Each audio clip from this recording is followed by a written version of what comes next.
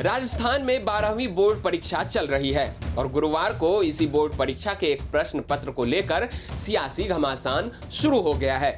12वीं के political science के प्रश्न पत्र में कांग्रेस, बसपा और भाकपा यानी भारतीय कम्युनिस्ट पार्टी से जुड़े 8 सवाल पूछे गए हैं, जिनमें से 6 सवालों में कांग्रेस पार्टी की तारीफ छुपी हुई है। वहीं एक सवाल भारतीय कम्युनिस्ट पार्टी और बहुजन समाज पार्टी के विषय में पूछा गया है। चलिए आपको बताते हैं कि आखिर ऐसे कौन कौन से सवाल इस परीक्षा पत्र में पूछे गए हैं, जिनको लेकर अब सियासत गरमाई हुई है। प्रश्न पत्र में 12 नंबर पर सवाल है, जिसमें पूछा गया है कि एक दल के प्रभुत्व का दौर और कांग्रेस प्रणाली, चुनौतियां और पुनर्स्थापना। इसके साथ ही प्रश्न पूछा गया है कि कांग्रेस की सामाजिक एवं विचारात्मक गठबंधन के रूप में संक्षिप्त विवेचना कीजिए। प्रश्न पत्र में सवाल है कि लोकसभा चुनाव 2004 के बाद अनेक महत्वपूर्ण मसलों पर अधिकतर दलों के बीच व्यापक सहमति बनी। इसमें से किसी 2 का संक्षिप्त विवेचना कीजिए। इसी प्रश्न पत्र में ऑब्जेक्टिव सवाल है कि 1984 के लोकसभा चुनाव में कांग्रेस ने कुल कितनी सीटें जीती थी। इसके बाद सवाल है कि भारत में प्रथम 3 आम चुनावों में किस दल का प्रभुत्व रहा। इसके बाद 20 नंबर पर सवाल है कि कांग्रेस ने 1967 का आम चुनाव किन परिस्थितियों में लड़ा व इसका क्या जनादेश मिला, इसकी विवेचना कीजिए। इसके बाद सवाल है कि आम चुनाव 1971 कांग्रेस की पूर्ण स्थापना का चुनाव साबित हुआ, इस कथन की व्याख्या कीजिए।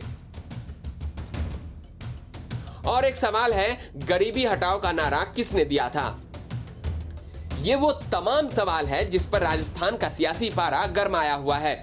इस पूरे मामले में बीजेपी प्रदेशाध्यक्ष सतीश पुनिया ने सवाल उठाते हुए कहा, कांग्रेस को बताना चाहिए कि देश में आपातकाल किसने लगाया, किसने अनुच्छेद 356 का 100 से अधिक बार दुरुपयोग किया, कौन 1984 में सिख विरोधी दंगों के दोषी थे। कांग्रेस की नीति रही है कि मीठा मीठा गपगप और खारा खारा थूथू। उन्होंने उसमें उस बात का उल्लेख नहीं किया कि देश के लोकतंत्र पर सबसे पहले चोट किसने की, आपातकाल किसने लगाया, 100 से भी ज्यादा अनुच्छेद 356 का दुरुपयोग करके सरकारें, चुनी हुई सरकारें किसने गिराई, 1984 के दंगों के दोषी कौन है, वो इतिहास नहीं बताया आज की नई पीढ़ी को। गो हत्या पर प्रतिबंध के लिए आंदोलन पर गोलियां किसने चलाई। तो कांग्रेस का जो कलंकित इतिहास है, कांग्रेस का जो काला अध्याय है, उसके बारे में कहीं कोई जिक्र नहीं हुआ। तो कांग्रेस की जो नीति है नई पीढ़ी को भ्रमित करने के लिए पाठ्यक्रमों में वो बदलाव करती है। उनकी नजर में महाराणा प्रताप जी की बजाय अकबर महान थे। इसके साथ ही मामले में पूर्व शिक्षा मंत्री और भाजपा से अजमेर उत्तर के विधायक वासुदेव देवनानी ने इस मामले को कांग्रेस के मेंबरशिप ड्राइवर से जोड़कर बताया है। उन्होंने कहा कि मेंबरशिप में संख्या कम रहने के बाद अब कांग्रेस जनाधार को बचाने के लिए हल्के हथकंडे अपना रही है। कांग्रेस अपना जनाधार खोती जा रही है, जिसका प्रमाण अभी सदस्यता अभियान, जिसका लक्ष्य उसने 50 लाख रखा और वह केवल सारे प्रयासों के बाद भी 19 लाख ही कर पाई।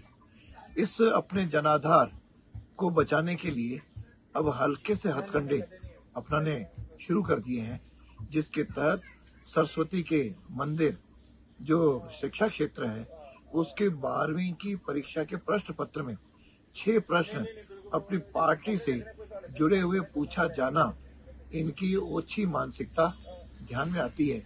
और इस मानसिकता के आधार पे कांग्रेस अपना प्रचार प्रसार तो नहीं कर पाएगी, उल्टा धीरे धीरे ये इतिहास बन जाएगी जो लोग इसको भूल जाएंगे और भारत में अपनी खोई हुई जो स्थिति है उसका हश्र ये होगा कि अब सिमट करके 2 प्रांतों तक सीमित हो गई है और धीरे धीरे ये जाकर के इसका पूरा सूपड़ा भारत से साफ हो जाएगा।